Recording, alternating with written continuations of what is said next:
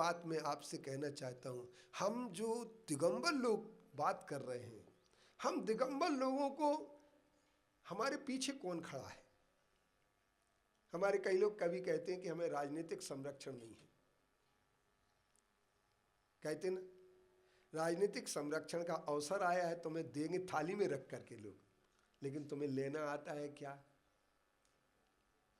आपका लोकतंत्र में उसके पीछे प्रत्याशी घूमता है जिसका वोट बैंक होता है। आपका अगर वोट बैंक है, 4000 वासिम मतदार संघ में वोट है, 7000 वोट दिगंबरों के रिसोड़ मतदार संघ में है, 4,500 वोट कारंजा मतदार संघ में है। ये वोट निर्णायक भी बन सकते हैं। आप लोगों में लोकतंत्र को यदि आप अपने तरीके से समझने की कोशिश करें तो ये लोकतंत्र है। इस लोकतंत्र में अब दिगंबरों के साथ अन्याय क्यों होता है? दिगंबर क्या कमजोर हैं? कमजोर नहीं है। दिगंबर संगठित हो जाएं तो उनके साथ कभी अन्याय नहीं हो सकता है। शक्तिवान का हर कोई मित्र होता है, कमजोर का कोई मित्र नहीं होता। अब इसके बाद उन्होंने ये अंतरिक्ष पार्श्वनाथ की सुरेश चंद जी बज शायद यहाँ पर बैठे हैं।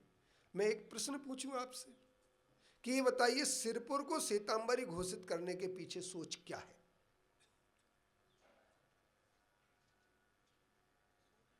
है? बहुत पुराना सोच है, आपको यही जानकारी नहीं है। विविध तीर्थ कल्प जो जिन प्रभु सूरी ने लिखा 13वीं शताब्दी में लिखा, उस 13वीं शताब्दी में उस अंतरिक्ष पार्श्वनाथ को श्वेतांबर कैसे घोषित कर दिया? कौन सी शताब्दी में? आज से 700 वर्ष पहले। नीले समझ रहे ना? तो ये घोषित क्यों किया? क्योंकि 11,80,000 वर्ष पुराने अंतरिक्ष पार्श्वनाथ को सिद्ध करना है। इसलिए वो ये सिद्ध करेंगे कि श्वेतांबर मत 11,80,000 वर्ष पुराना है और दिगंबर अभी उत्पन्न हुआ है। जबकि सच्चाई ये है कि दिगंबर अनादि निधन पंथ है।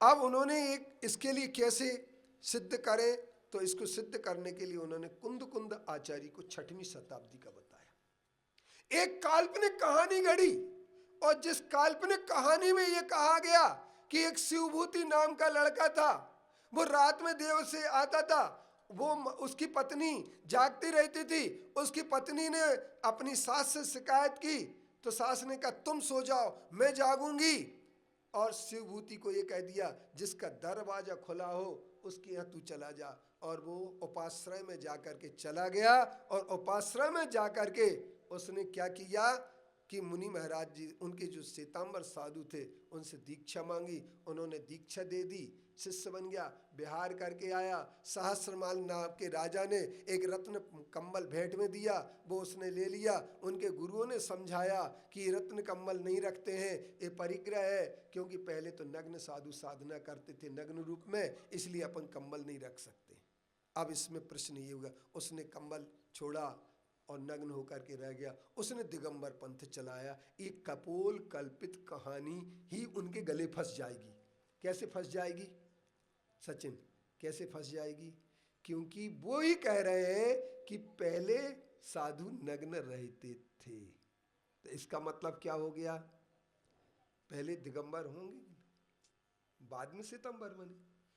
अब चलते हैं अपन, बहुत सारी बातें करना है। यहाँ पर दिगंबर महिलाएं पुरुष सब बैठे हैं, पिछी परिवर्तन के लिए आए हैं, ज़्यादा समय लेकर के नहीं आए हैं। लेकिन एक बात मैं और मुख्य मुद्दे की कह देना चाहता हूँ, हाँ, कि आचार्य कुंद देव 6वीं शताब्दी के नहीं हैं।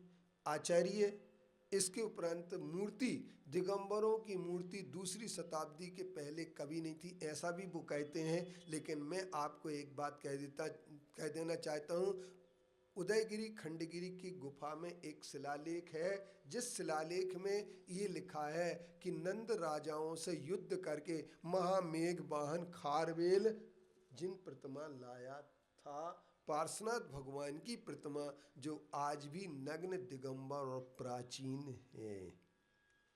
और भी बातें होंगी, अपन पिच्छी परिवर्तन की बात कर लें तो पिच्छी का उद्देश्य आप लोग समझ गए होंगे कि दिगंबर साधु पिच्छी लेते हैं। दिगंबर साधु के आहार हर कोई देख सकता है, श्वेतांबर साधु के आहार कोई देख नहीं सकता है।